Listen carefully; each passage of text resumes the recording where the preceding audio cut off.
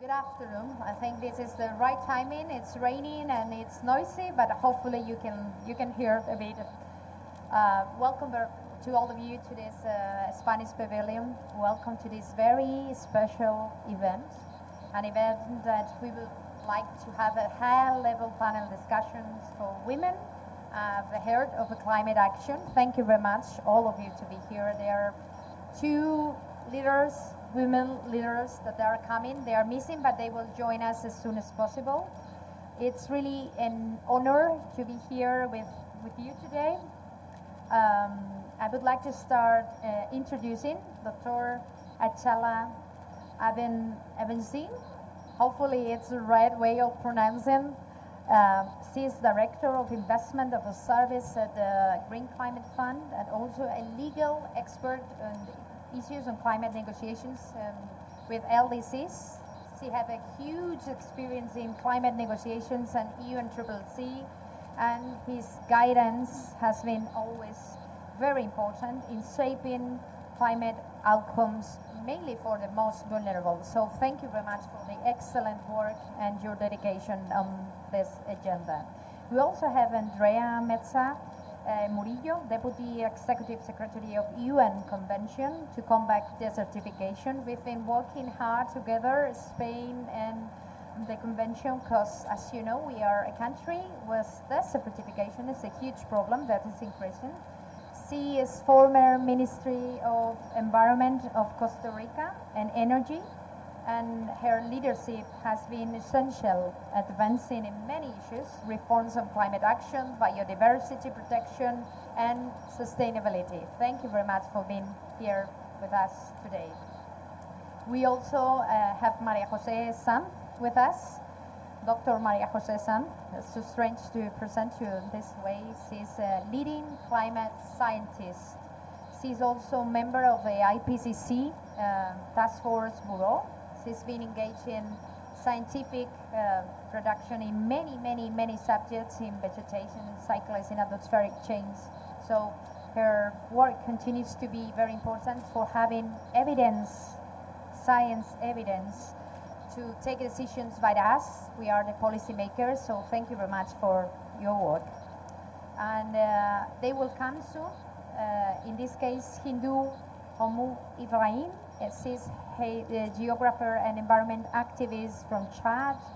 Her voice is very important around indigenous people rights, and she's also a woman leading in movements trying to take the realities of those communities to the center of the climate action. And Alicia Montalvo, she is working in the CAF, is the Latin American Development Bank, Green and Blue Bank. It's very important, and she brings a huge experience when we think about sustainable development, climate change agenda, and finance across different sectors. So she will join us as soon as possible. And of course, we have our director of the climate change of Spain, Elena. She will be the one moderating this extraordinary planning today with us. Thank you for being in this very special event.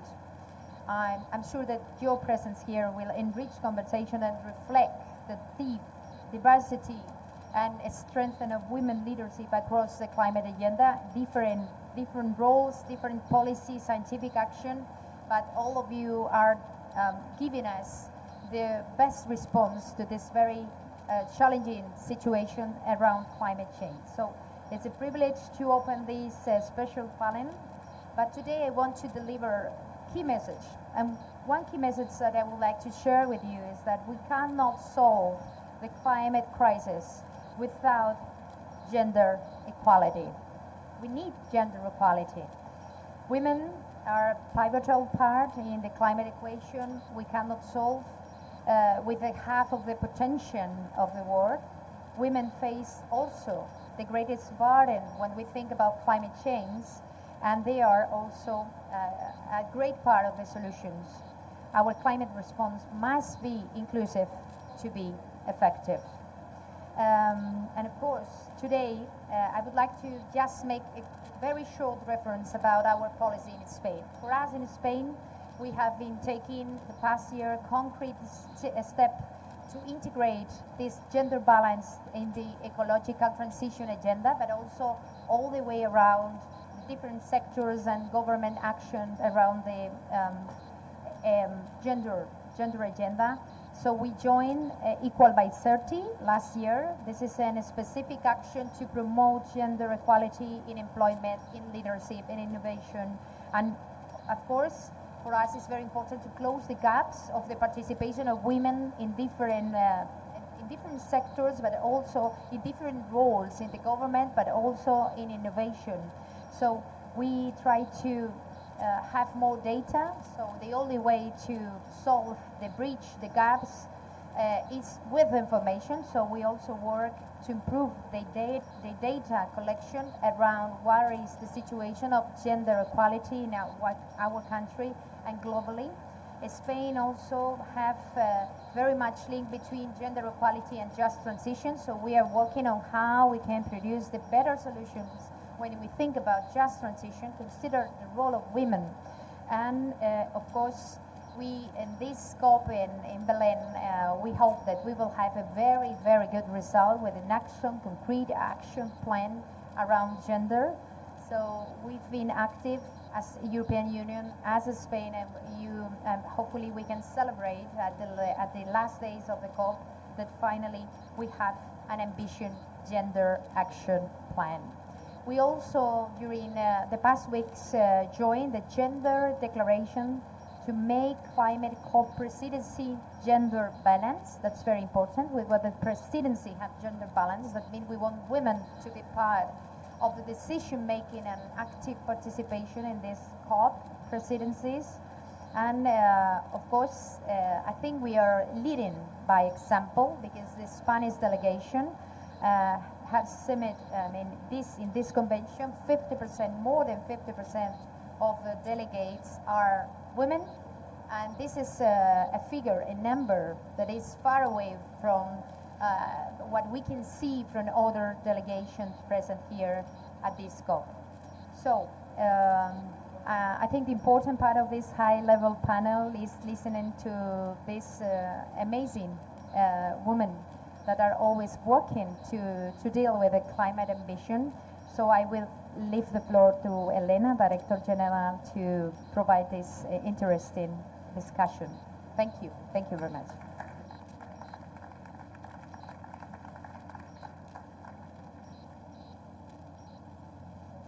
Thank you very much for this keynote intervention. And now let's move to the debate. We are privileged to have here with us three leaders from the multilateral arena, from science, with a long experience dealing with climate change and environmental issues. So, well, my role here today is, of course, to ask you questions, but also to keep an eye on the clock. So don't be mistaken, I look like a nice person, but I am very tough moderator. Please, I'm going to ask you a couple of questions. Please try to keep the answer within 4 or 5 minutes, so we have time to discuss a little bit among each other. And I would like to start with Achala, with Dr. Abessinger. So we know that access to climate finance and technology continues to be unequal. In fact, the UN notes that women receive less than 10% of available climate finance for small and medium-scale adaptation projects. You have an extensive international experience in climate change issues. In your experience, how do you think that climate finance mechanism can be more gender responsive in order to ensure equitable access for women-led projects? Well, I'll try my best to fight the noise here. Thank you so much, Prime Minister and Madam, I'm sorry, I need to get your name right. Madam Zara, thank you so much for your amazing opening remarks. It was difficult to hear a little bit, but we get the gist. The leading role of Spain in really promoting gender equality and pushing everybody else to do better. What we see from the GCF side is the need for more intentionality to take the approach on gender equality that our governing instrument has embedded in the core of our operations, but not to keep it in just in the document, but to take it forward through real and meaningful action, and to help women in countries, in faraway communities that are highly vulnerable to climate change, to really go beyond the victim's narrative, to really become the agents of solutions. And I worked in Papua New Guinea as the country director of Global Green Growth Institute before I joined the GCF, and I also was part of negotiating the Paris Agreement, and we were really pushing for gender equality in the paper in Paris Agreement.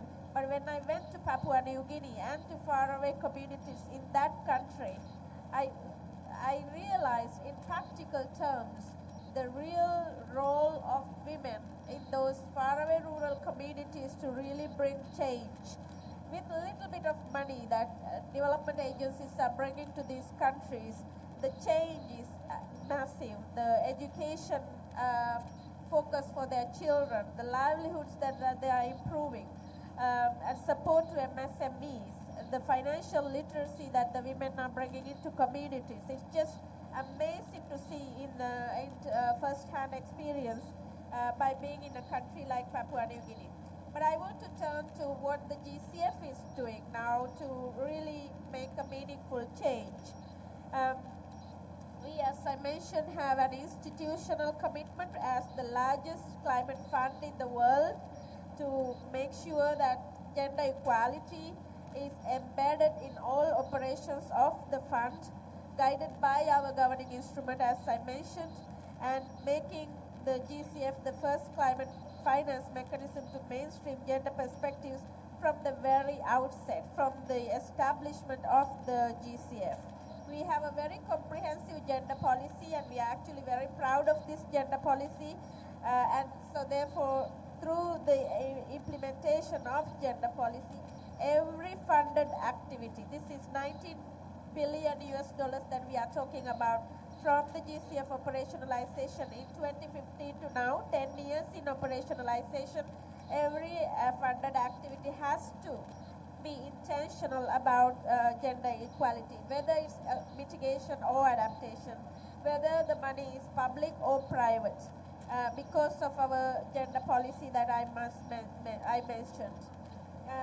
And therefore, the gender equality analysis is mandatory for every project, and action plans with clear targets, indicators, and budget allocations are mandatory for all GCF projects. But we also go beyond compliance to policy, which means we are also really focusing on empowering women, leadership and innovation in a much more meaningful and intentional way through our projects. I want to mention that we have already committed $19.3 billion in climate finance, and $9.4 billion of this $19 billion have an established target for women beneficiaries. So this is not only putting women to lead our work, but also making sure that the women benefit from our programs. And out of 336 projects that we have already committed to, 197 projects have women beneficiaries in these projects. Now, in terms of what else can we do as the world's largest climate fund, one thing I mentioned is that we work through accredited entities, so making sure that every accredited entity, every entity that is accredited to GCF has an equal gender policy and action plan to work with GCF as a condition. It is actually a condition. And through this, we strengthen institutions also to really focus on gender equality on the ground. there are a few things that I can mention, few more things that I can mention, but I'm going to stop here and come back later. Thank you. Thank you very much. Now, let me welcome Alicia Montalvo to the, to the panel. And I turn now to Andrea Meza. In your experience, well, thank you very much for your intervention, first of all. In previous positions, I had the opportunity to deal with gender policy in the DCF projects, and I think it's really a very advanced one and useful in terms of impacts. So thank you very much for that.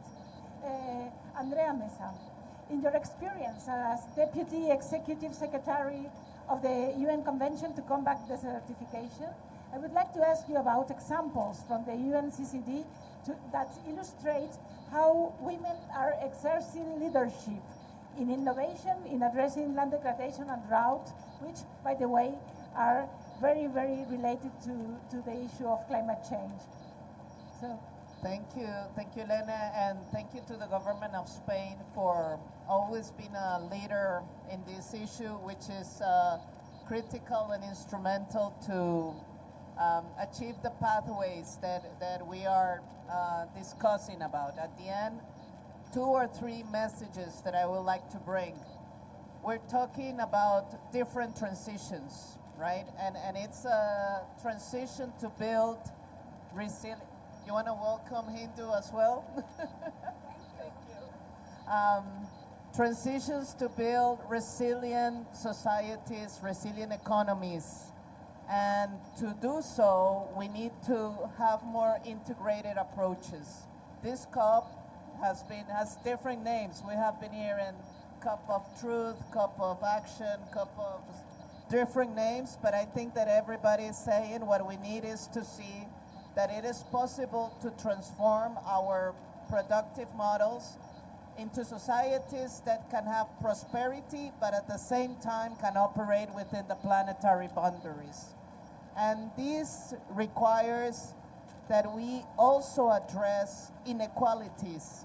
And of course, gender inequality is one of the main challenges that we are facing.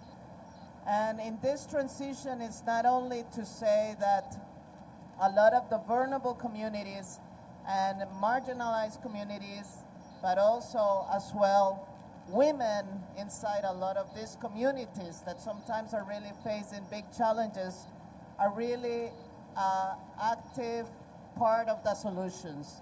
And what we are seeing globally, especially in a lot of the contexts in building drought resilience, and again, thanks to the leadership of Spain and Senegal within the International Drought Resilience Alliance of IDRA, that we're seeing bringing more attention on specific solutions that are effective to build this drought resilience. But when you go to the field, you're seeing that women are the ones there in the front lines of receiving the impacts in many cases, but also in bringing solutions in building this, in some of the water harvesting projects that we are seeing globally, in implementing sustainable land management practices, and restoring soil health.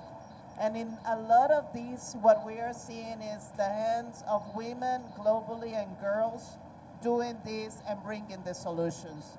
In many places around the world, as well in putting together organizations and supporting each other as well. We see a lot of women taking leadership and doing great things as part. So it's on the organization, on implementing the technologies, and of course on facing the challenges.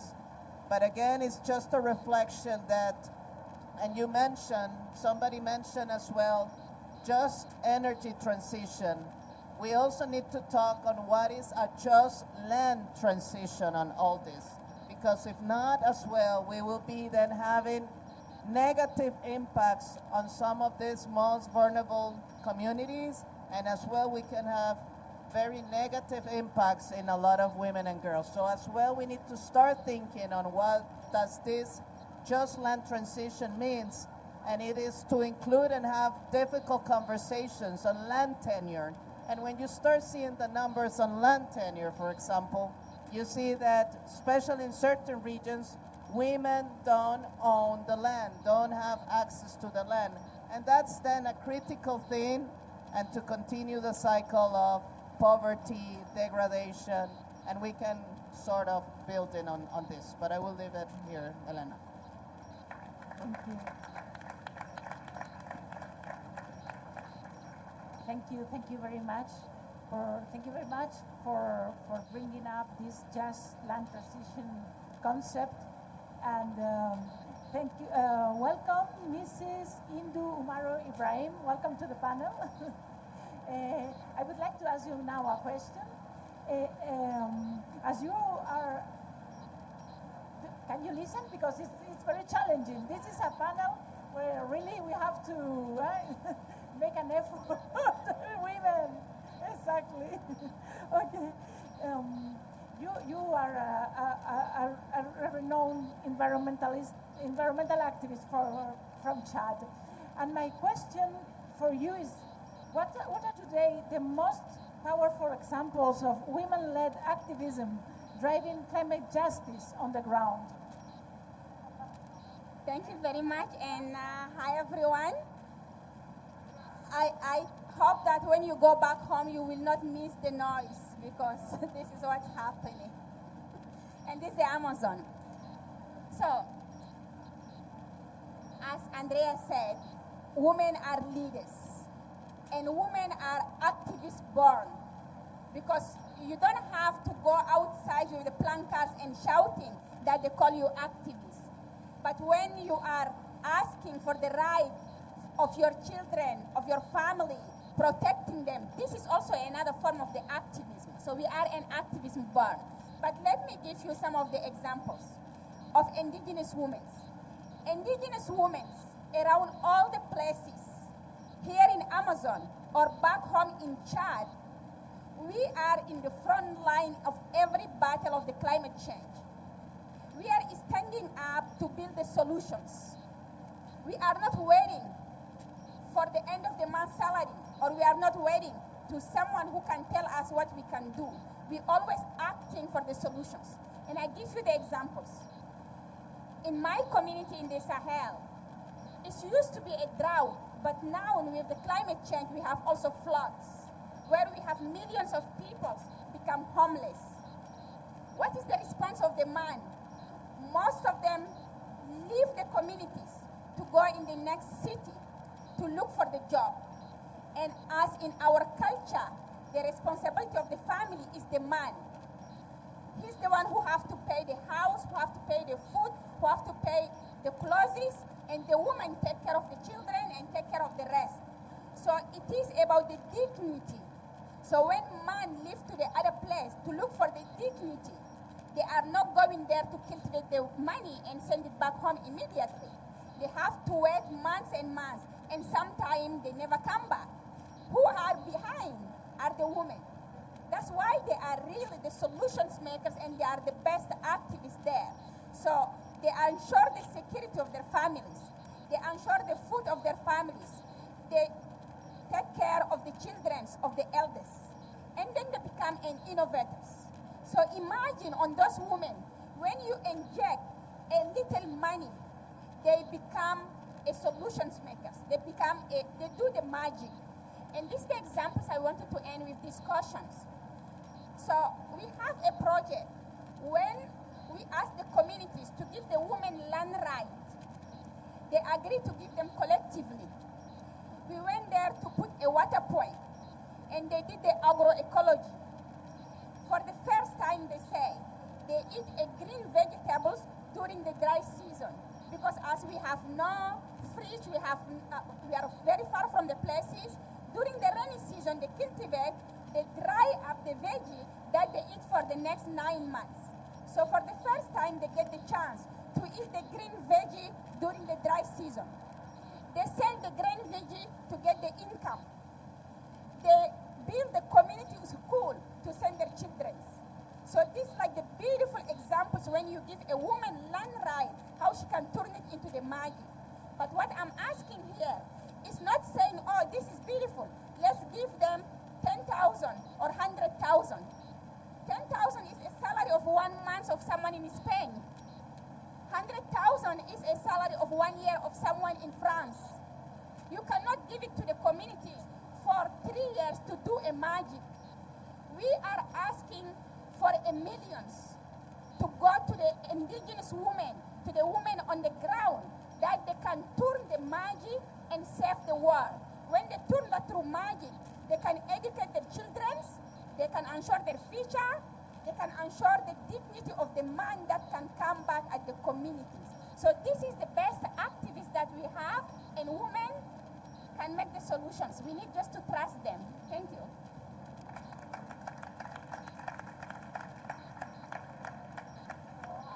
Yes, thank you. Thank you very much for your perspective so close to the ground. I am very sorry for the, for the noise. Thank you very much for the efforts. And I am, in my speaking points, it has written Mrs. Montalvo, but I'm going to say Alicia. I'm turning to Alicia. The CAF plays a key role in driving innovative solutions across the private sector. In this context, I would like to ask you, what role can the private sector play in empowering women entrepreneurs in the green economy? Thank you. Thank you very much. My voice is not as powerful as my colleagues, so I will do my best. Now, first of all, thank you for inviting me to participate in this discussion, in this panel, because I think, as Andrea mentioned, that it's not only to work in projects where women are involved, but also to promote the presence of women in the institutions. And I think this is as important as focusing our attention in the projects, because what we see is that in the international institutions and national institutions devoted to climate change, there are not so many women. Perhaps in biodiversity, or even, I don't know, in the certification, but climate change used to be something much more focused on men. I would say that. It's not the case in Spain, I know, because in my experience, there have been many women involved, and congratulations, Elena. But so that's why it's so important what you mentioned on the private sector, that we try to identify partners who are women, because by doing that, we are also empowering them in promoting different kind of projects. We see that women usually have a different approach to the projects, specifically in the private sector, much more sometimes. I don't like to generalize, but this is something that usually happens, much more prudent. They are very cautious in terms of the financial management of the project, perhaps because they lack of security sometimes to really be powerful enough to present one project and to believe in the project that are presenting. So I think that from the institutions, it's very important to do that. In CAF, I arrived in CAF 4 years ago. There were not many women in the principal levels, at managerial level. So I was lucky. I was there, and I'm a manager. But I realized that in these institutions, it's not easy sometimes to find your space. I fear that we are not, unless we support each other, it's very difficult to really make your positions clear, to demonstrate that we can be as effective as anyone else. So I think that this is not only to work with women at the level of the projects, but also the level of the institutions. But even though this is crucial, also, of course, to work in the projects. I don't know if I will have the opportunity to share one project later on. Okay, so I stop here. I hope so. Yes.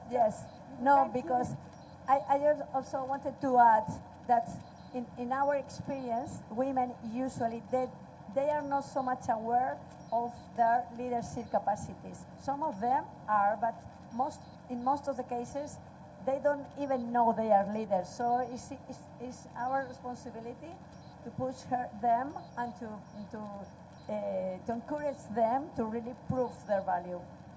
Thank you very much. I think it's a very important point, the role of women in institutions, and I think it's like a continuation of the previous comments regarding the leadership of women on the ground and at the managerial level. I turn now to Maria Jose Sanz, and I would like to ask you, as leading climate scientist, do you think that gender issues are currently influencing climate science? And do you have any data to support that? Well, women in science has been always challenging. There's many women that were in science, but they were not visible. So I think one of the challenges we have in science is actually to be visible, because we are contributing to science, but we are not visible enough. Although the numbers, scientists, we play with numbers. And so I have to say thanks for inviting me here to present what we think is the trend now. The numbers are improving, right? If we look for the trends in between 2016 and 2020 of women that were participating in IPCC assessment reports, was about 20%. If we move now to the 7th cycle, these numbers have been growing up to almost 50%. So we are getting closer. Unfortunately, this is not evenly distributed across regions. So we have to empower scientists in the global south more.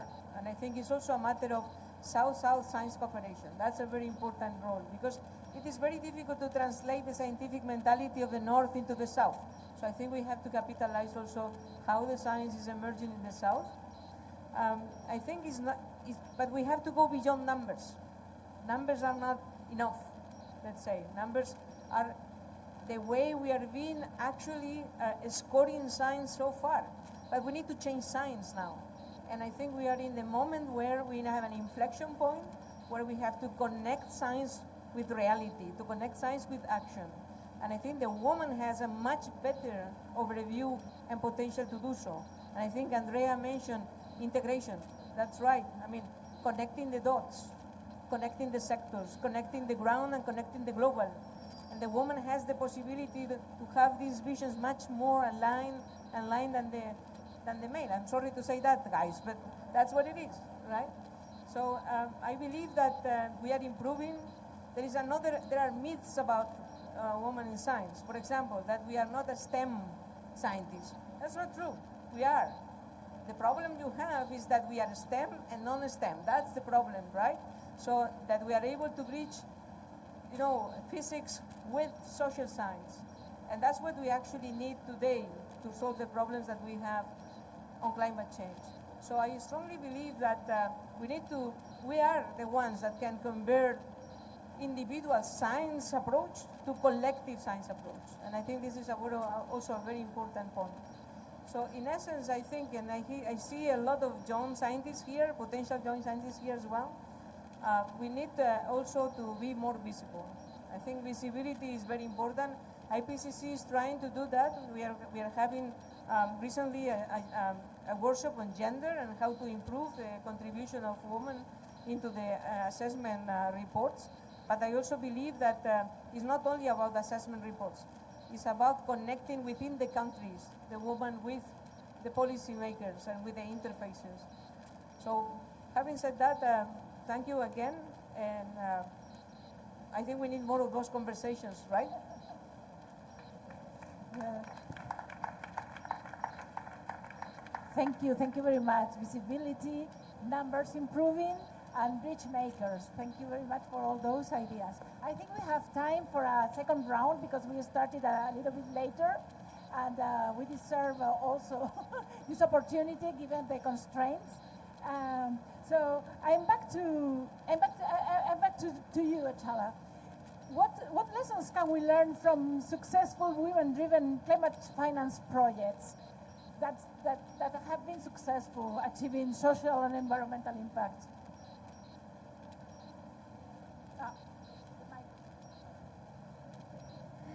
Thanks. I mean, the main lesson that we are learning, we are continuing to learn is when you really intentionally focus on inclusivity and gender equality, things work better. When we work with women, when we talk to women, when we put them at the forefront from the very earliest stage of planning to really learning at the very end, and making the learning iterative, the projects and programs work very well. But we are also learning some challenges, and through the challenges that we are understanding, we are also putting things, further actions in place. One is the need for us to, for example, GCF as the largest climate fund, as I mentioned before, the need for us to be much more intentional, to work with local organizations and to focus on locally led climate action. And these do not have to be small in scale. Every time you talk about locally led climate action or local organizations, people think, oh, that's small scale. That's $1 million or max 10 million. It doesn't have to be that way, but it requires being intentional, as I mentioned. So from the GCF side, we have now revised our accreditation approach because we work with accredited entities. GCF doesn't go to our countries and communities and implement projects. We work with accredited entities.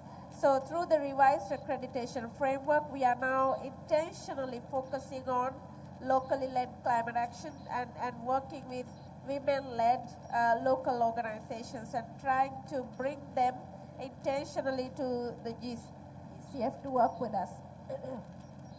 We have a new team now working on sustainability and social inclusion. So they are really working and progressing on our own gender action plan to be aligned with the UNFCCC gender action plan and all the other amazing work that's going on beyond our very much appreciated and valued gender policy that we have. And the last thing I want to mention is linking private sector work and different financial instruments to women-led work. As I mentioned before, women-led climate action do not have to be only grant-based. They do not have to be small in scale. They don't have to be slow in speed. They can be the solution change makers. Women can be change makers in different financial instruments that we are working on. They can be change makers in large-scale projects. They can be change makers in not only adaptation and resilience projects, but they can also come in to play a critical role in mitigation projects as well. So this part, I think we need to be a lot more intentional. Right now, what we are seeing from the GCF side, most of the women-led or projects that are benefiting many women are adaptation and resilient projects. That needs to continue, of course, listening to what Hindu's saying, but it doesn't have to be only that side of the solution spectrum. It can also be, women can also play a critical role in the other side of the solution spectrum. So we've just completed 10 years of operations, GCF, and we are really looking forward to doing more in the next 10 years and more to come to work with women leaders in our countries. Thank you. Thank you. Thank you very much for reminding that large-scale projects and finance instruments are, of course, also for women. Now turning to Andrea. My second question is, what is the dimension of the contributions that women can make in enabling UNCCD parties to reach the targets for land degradation neutrality? Huge. Here we're seeing some of the leaders, and by the way, our convention has a new executive secretary who is a woman, and a deputy who is a woman, and I think that this is generating very interesting conditions at that level. because I totally agree, echoed a little bit what you were saying. The kind of conversations right now that we are having on how to have this system approach, right? And how to connect this local action with these global challenges. How can we be more caring and effective at the same time? It's a very interesting dialogue and conversation. So I think that the contribution can be huge in that sense. But as well, working, and when Hindu, it's one of the leaders within our process, and you will find a lot more, but this possibility of open the spaces, right? And recently, we adopted very important COP decisions for the creation of the Indigenous Caucus and the creation of local communities caucuses. And again, if remembering what happened in Riyadh in the negotiation of that COP decision, there were many women pushing. There was the state minister from Brazil that was there really taking a key role, Hindu there. There was the negotiator from Australia, like really saying we need to guarantee that these indigenous peoples and these local communities will have platforms to be hearing their voices. And this is, again, how to generate spaces, different ways to guarantee that we can co-create solutions that will be more systemic, effective, and transformational. So, yeah. I think that it is huge, the potential.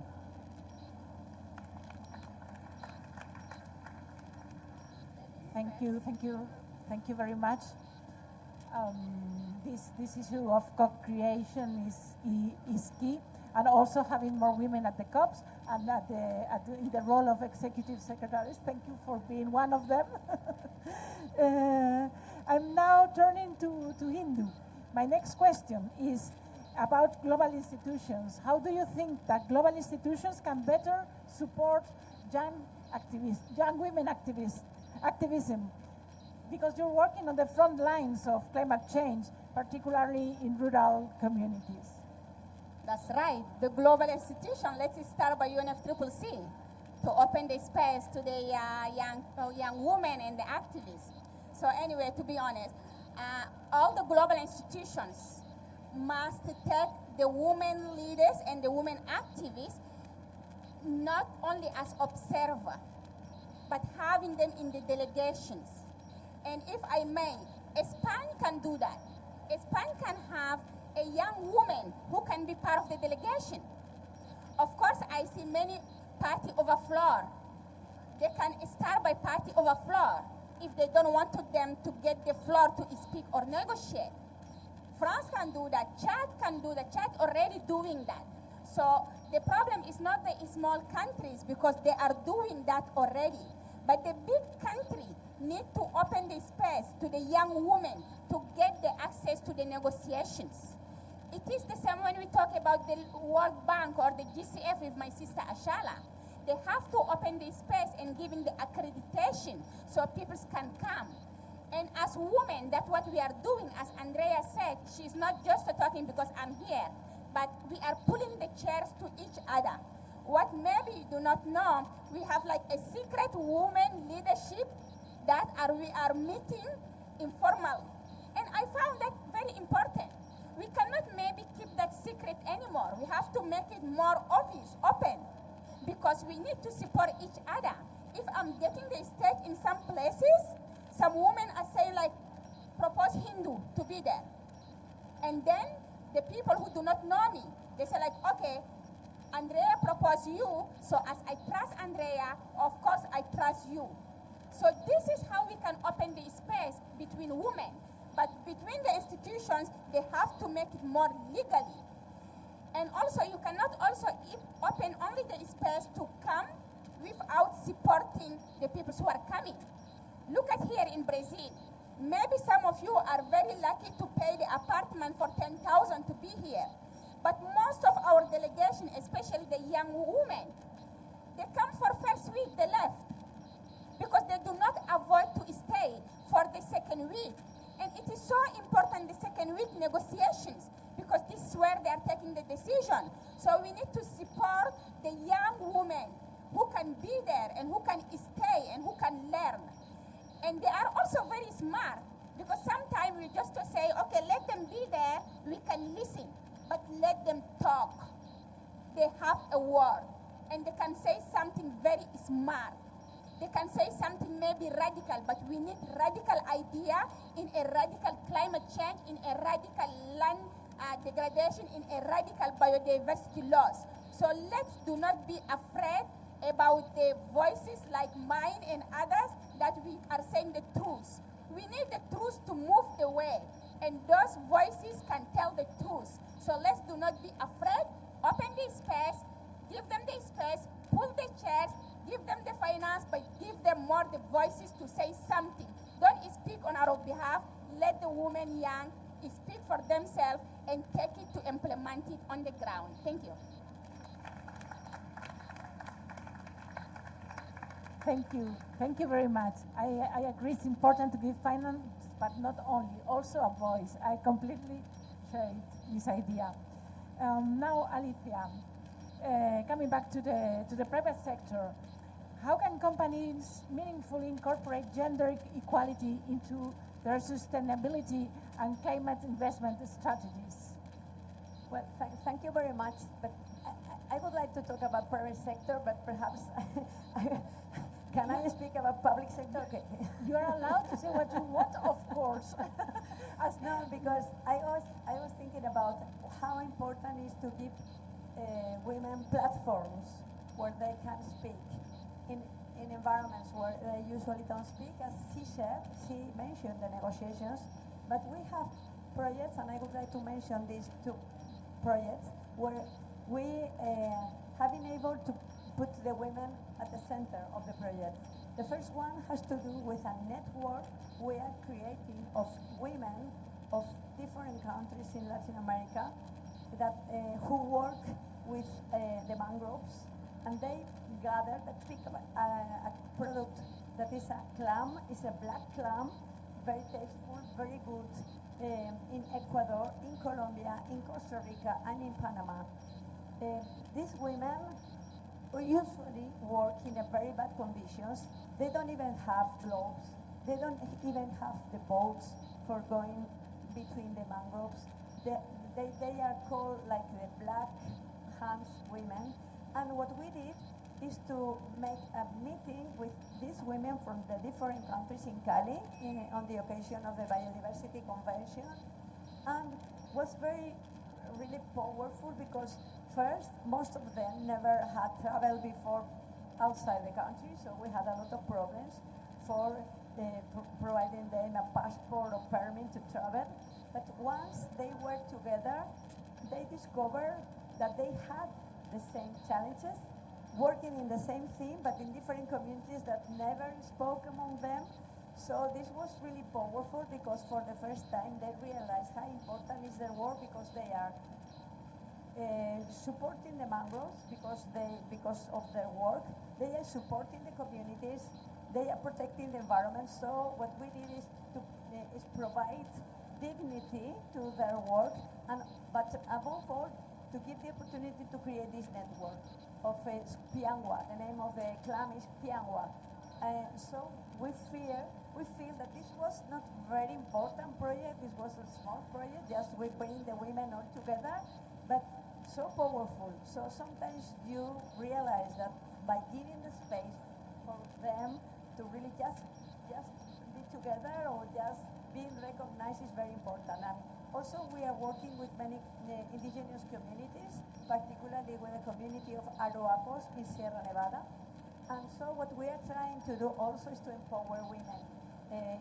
In particular, one of them came here, and also you realize how sensitive could this be in the community. Sometimes we don't like to create any problem for her, but you realize how difficult it is to manage this relation of the women with the communities, and how delicate is the question not to create one problem instead of solving the problem.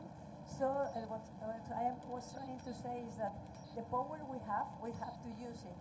And we need to really give these spaces for these women that never have the opportunity to talk, to create the platforms for them to be listened and to be there. Yeah, so just I wanted to share this project with you.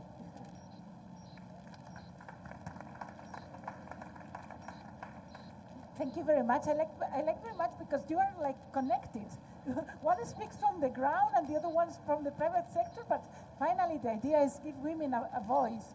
And I thank you for those examples.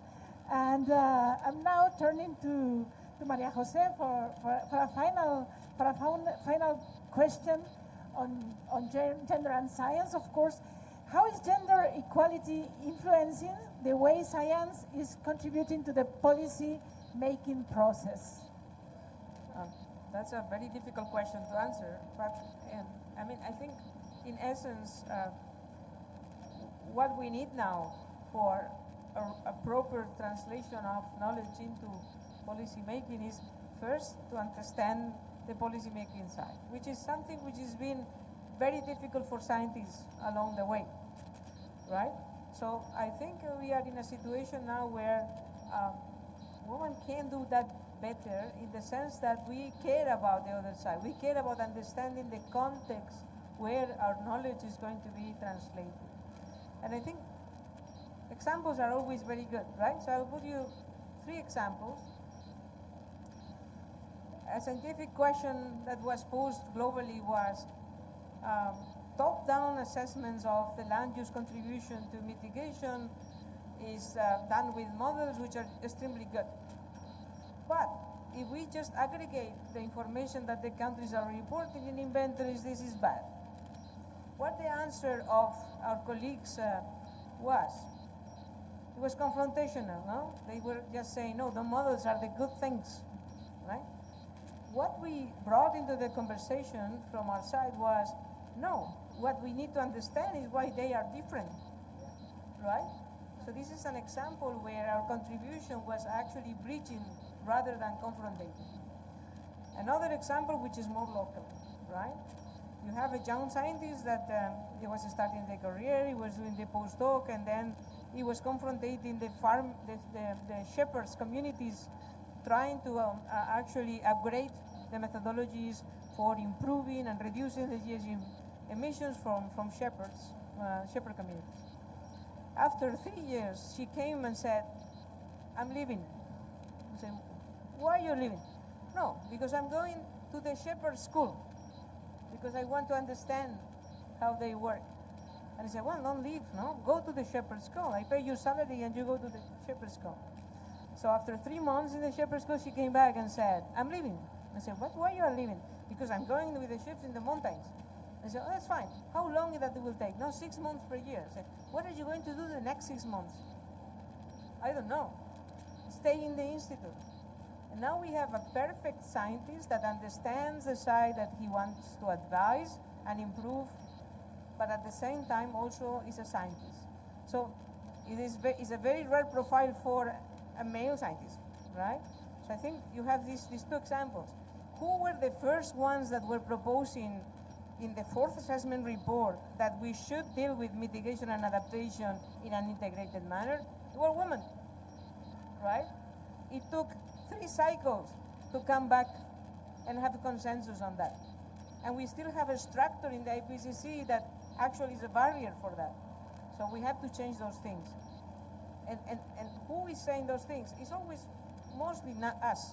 So I think the examples illustrate how the quality can actually influence the way we translate science into policy.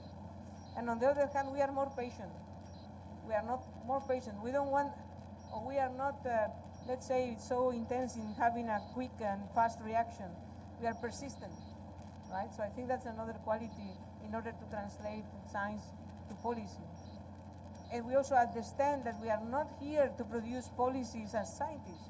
We are here to provide the evidence for the policymakers to make a better policy. And I think women also understand that better.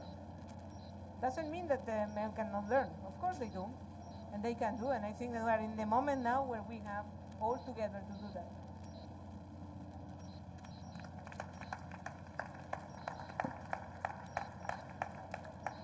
Thank you very much. I think your examples illustrate very well how to face the challenges, the environmental challenges or climate change challenges. A collaborative approach is needed, and this integrated approach is needed, and how it is linked to women somehow. So thank you very much. We're getting to the end of this panel. I have taken a lot of notes, but don't worry, I'm not going to I'm not going to do a long conclusion. I just wanted to remind first that having references is important for women, and you are. Thank you for leading the way in that sense. And secondly, that in this COP, we need to get a gender action plan. So I hope these reflections, these words, all these references to the importance of women leadership, the importance of women as part of solution, the importance of capacity building for women, all that can help people in the room to have a good result in COP13. So thank you very, very much. It's been really a pleasure discussing with you, and now the rain has stopped.